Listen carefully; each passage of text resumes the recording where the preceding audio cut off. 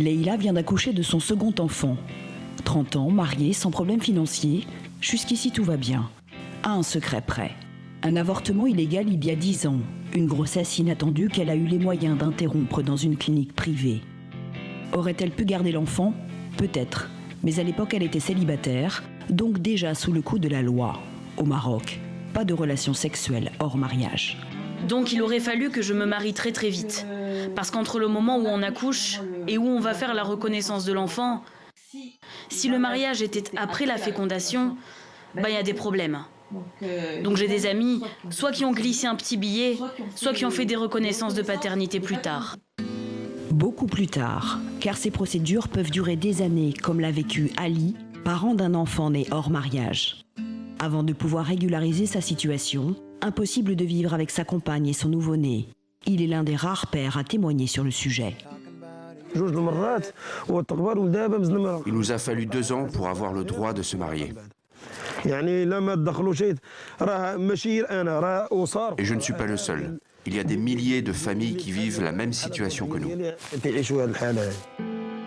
Voilà pourquoi des couples, même fiancés, même prêts à devenir parents, mais déjà hors la loi, choisissent l'avortement illégal et dangereux.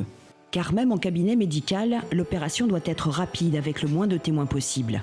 Fatima n'avait pas les moyens de subvenir aux besoins d'un second enfant. Sitôt avortée, elle se retrouve alitée, seule, chez elle. S'il m'était arrivé quelque chose, je n'aurais jamais pu aller à l'hôpital, parce que c'est interdit par la loi. Je n'aurais jamais pu, jamais. Sérieusement, je ne sais pas ce que j'aurais fait, parce que dans cette situation, la solution, c'est la mort.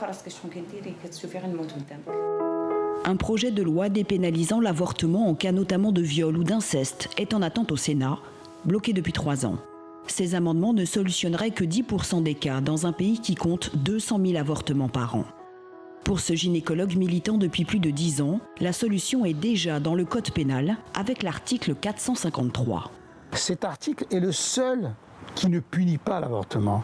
Il dit « l'avortement n'est pas puni lorsque la vie ou la santé de la femme sont mises en jeu ». Donc moi je milite non pas pour l'avortement, je milite essentiellement pour la santé de la femme.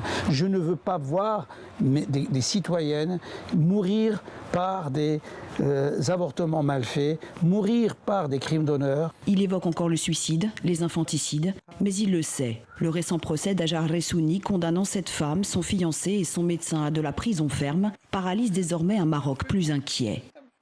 Déjà, moins de médecins seraient prêts à opérer. Plus de femmes démunies reprendraient les vieux remèdes, plus dangereux, sans aucune sécurité médicale.